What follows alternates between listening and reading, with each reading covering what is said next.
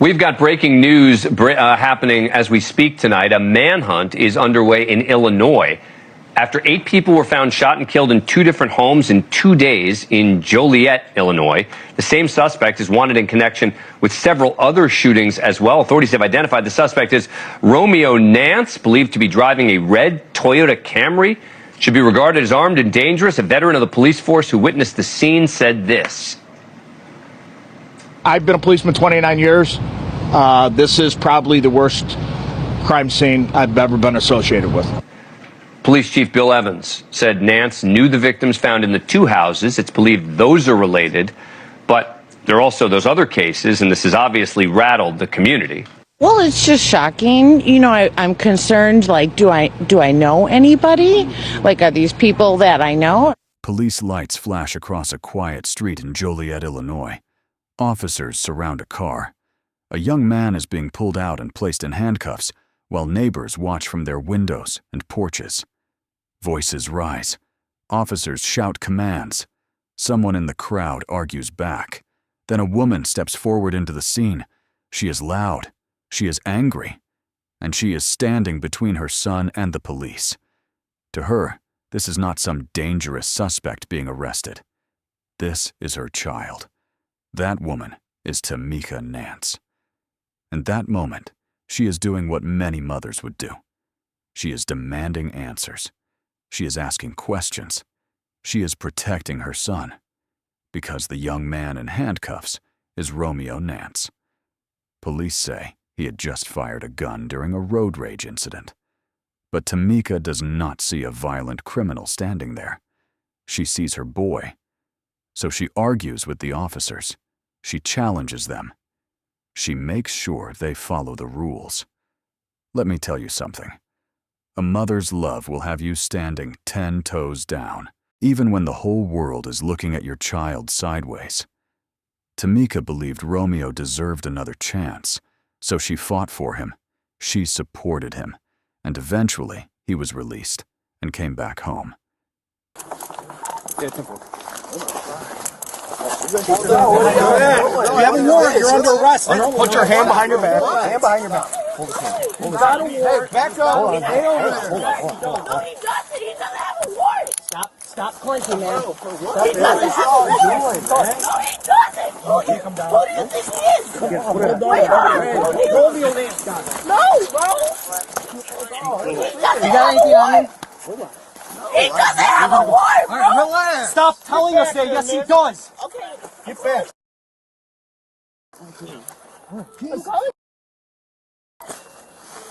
Not that big of a deal, bro. Bro, he's going to a leg appointment, bro. Hey, okay. Relax. Listen. No. It's not that big. Let us do our job and we'll talk to you. All right, No, let us do our job. You guys are artists. Hey, the police are over here taking Romeo. I don't know. They say he has a warrant. Do you have a search warrant? No, stop. Yes, we do. Yes, we do. Hey, let us. Bro, leave him alone. Stop. Hey, keep that. Just don't keep everyone away from the car. Hold on. Send them. Tag 3.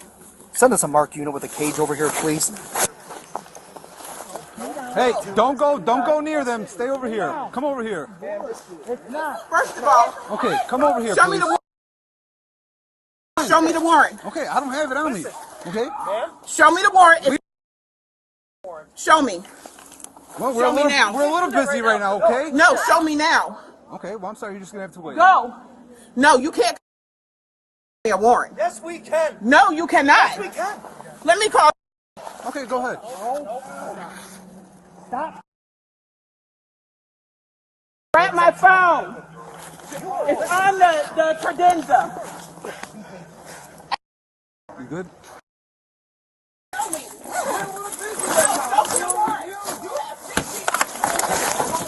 Hey, 32. 32.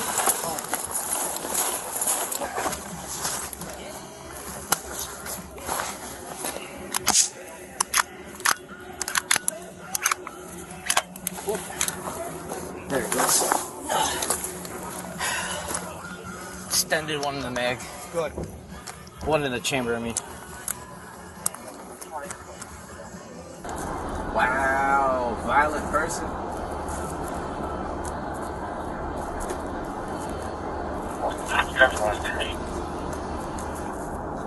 Wow, y'all really just be tagging on who's driving. No wonder how y'all know how to get on a motherfucker real quick. Y'all look up and then around just ping a motherfucker like, nah, this somebody with a violent history.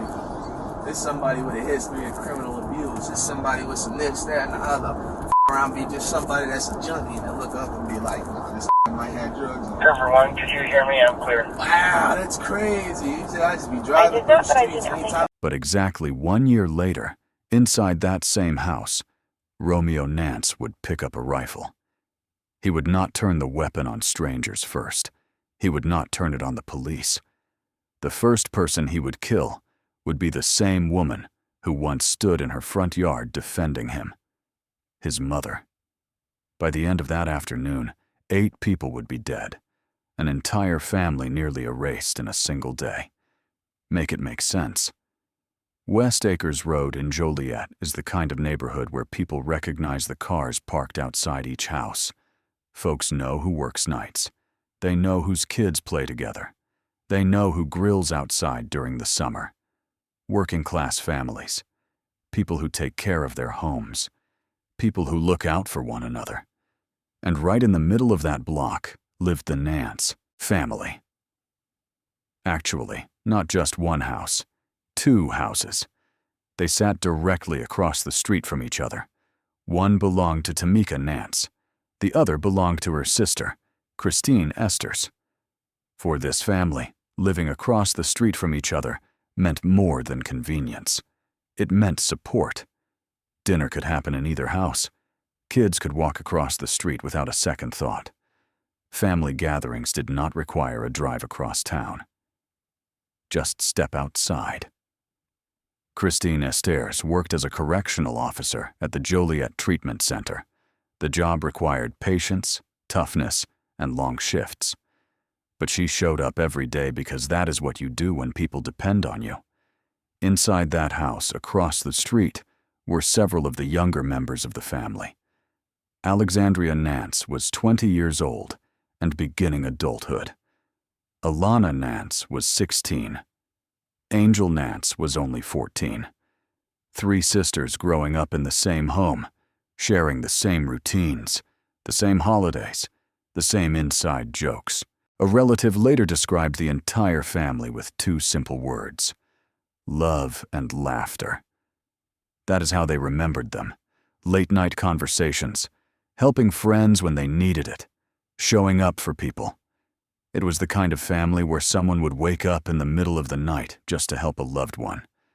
But inside every family, there can sometimes be one person moving in a different direction. For the Nance family, that person was Romeo. Romeo Nance was 23 years old. While some of his siblings were still in school and other relatives were working steady jobs, Romeo had already built a record with law enforcement. In 2019, he had a robbery conviction. That alone already placed him on the radar of local police.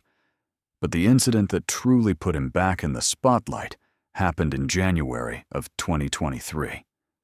A road rage confrontation.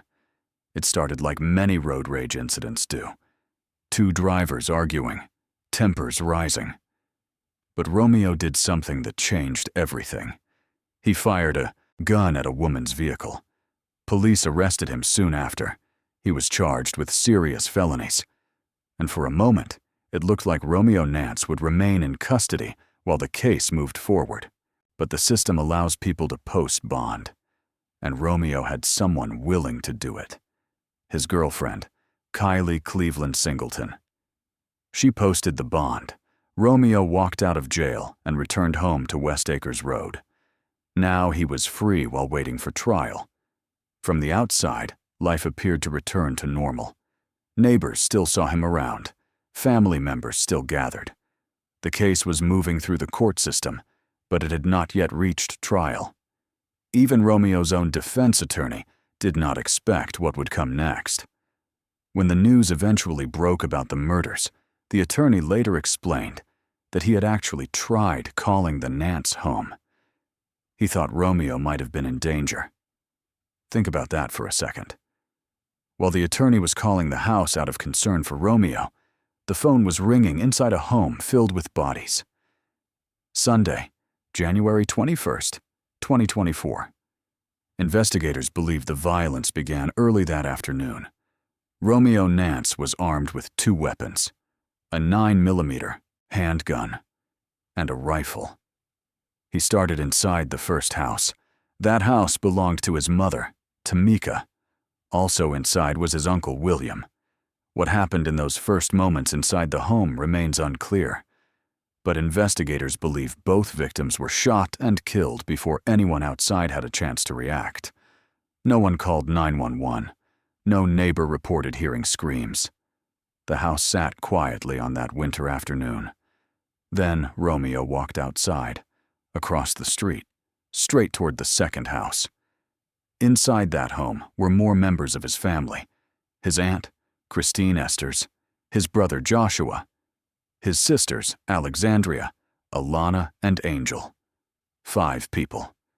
5 relatives who had known him his entire life. People who had watched him grow up. People who had shared holidays and birthdays with him. Investigators believe Romeo entered the house and began shooting. When it was over, 5 more members of the family were dead. 7 relatives in total. In just minutes. No warning. No explanation. Just silence, left behind in 2 homes, sitting across from each other on the same street. And Romeo was not finished. After leaving the family homes, Romeo got into a red Toyota Camry. Instead of leaving the area immediately, he drove through Joliet. At one point, he picked up a friend named John Hanson and Hanson's girlfriend. According to reports, Romeo told them he had handled some business. Then the violence shifted. It was no longer directed at family. Now strangers would become victims. At around 4:17 p.m., a man named Mario Guerrero was unloading groceries near his home. He had no connection to Romeo Nance. None. The red Camry approached. Words were exchanged. Moments later, gunfire erupted. 9 shots in just a few seconds. Guerrero was struck in the leg but survived. The car sped away. Neighbors who saw the attack could not understand what they had just witnessed. One neighbor later said something that captured the randomness of the moment. "My wife could have been out there taking groceries out of the car just like this guy was taking water out of his car." The violence had become unpredictable. 10 minutes later, another shooting occurred. This time, the victim was Toyosi Bakari. Bakari was 28 years old. He had immigrated from Nigeria only 3 years earlier. Like many people who arrive in the United States, he came searching for opportunity. He worked hard and sent money back home to support family. That afternoon, he was simply walking toward his apartment. Romeo spotted him. 1 gunshot. Bakari was hit in the head. He died where he fell. His wallet was still in his pocket.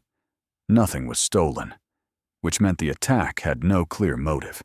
Just another life taken. At approximately 12:04 this afternoon, the Joliet Police Department was notified by the Will County Sheriff's Office of an incident here in the 2200 block of West Acres. This incident included several deceased persons in 2 separate residences. A total of 7 people were found shot to death in these 2 locations. We are working very closely with our partners at the Will County Sheriff's Office to locate a suspect in this homicide. On behalf of the Joliet Police Department and the Will County Sheriff's Office, our hearts go out to the victims' families of this heinous crime. We will do everything in our power here at the Joliet Police Department to bring the person responsible for this to justice. We are currently looking for a suspect by the name of Romeo Nance. Nance is 23 years old. He's 6'2", 160 pounds. He's an African-American male. His last known address was right here in the 2200 block. If you have any contact with this suspect, please contact your local authorities. Do not attempt to take this subject into custody on your own. Thank you. By that point, Romeo Nance had left behind a trail of violence across multiple locations, but police did not yet know the full picture. Officers were investigating the random shootings, searching for the red Toyota Camry. They traced the vehicle, and that trail eventually led them back to West Acres Road. Monday afternoon, January 22nd. Officers arrived at the first house on West Acres Road. They knocked on the door. No answer. But something immediately caught their attention. Blood on the doorframe. Police forced their way inside. 2 bodies were discovered. Investigators quickly realized the victims were connected to Romeo Nance. Then they remembered something important. The Nance family also owned the house directly across the street. Officers rushed over. They entered the second house. Inside, they discovered 5 more bodies. 7 members of the same family, all killed within a short distance of each other. For the officers who entered those homes, it was a scene they would never forget. One veteran officer later said it was the worst crime scene he had ever experienced in nearly 3 decades of policing. This is probably the worst crime scene I've ever been associated with. Joliet. Yeah, police are retracing the path of the killer to his death in Texas. Nate Rogers has been tracking the tragedy in Will County from the beginning. Nate. We've been in contact with the victims' family members as well as their colleagues, many still too distraught to speak on camera at this time. We also now know for sure the relation of those victims to the suspect. The Will County coroner identifying the victims as the suspect's mother, 47-year-old Tamaeka Nance, his aunt, 38-year-old Christine Esters, who's a corrections officer at the Joliet Treatment Center, also killed 35-year-old William Esters, the suspect's uncle, also 31-year-old Joshua Nance, his brother who was bedridden. Finally, the suspect's 3 sisters, 20-year-old Alexandria Nance, 16-year-old Alana Nance, and 14-year-old Angel Nance, all shot to death. We can't get inside his head. We just don't have any clue as to why he did what he did. Police now believe the suspect, 23-year-old Romeo Nance, committed the Hayden's murders Sunday afternoon, then jumped on the road inside his red Toyota, landing in Texas. Police say Nance swapped his license plate with a stolen one before being chased by U.S. Marshals at this service station in Natalia, Texas. Task force officers with the United States Marshals Service observed Mr. Nance armed with a firearm fleeing from the vehicle. Authorities say Nance eventually shot himself after a confrontation with police. Detectives went to his home here in the 2200 block of Acres Lane Monday, finding blood on the front door. Inside, 2 relatives were dead. At the family's second home, 5 others discovered murdered. We do believe that the shootings at the 2200 block were the original shootings, and then the 2 random shootings took place shortly thereafter. Unrelated to this crime scene, police say Nance, who has a criminal history, then allegedly killed 28-year-old Doyosi Bakari and shot a 42-year-old man, also in Joliet. During the course of this investigation, we determined that a 3-year-old boy was unaccounted for, and we quickly located that child with a relative in a nearby community. And as you can see, more than 24 hours after the start of this investigation, the crime scene still remains blocked off. We know that crisis intervention teams were out here throughout the day speaking with neighbors and with family members as well. Police also telling us they don't believe that the suspect had any association in Texas. That is the latest here in Joliet. Nate Rogers, Fox 32, Chicago. But Romeo Nance was gone. By the time investigators connected the shootings to Romeo, he had already left the state. Authorities questioned his girlfriend, Kylie Cleveland Singleton. She was the one who had posted bond for him the previous year. She was also the mother of his 3-year-old child.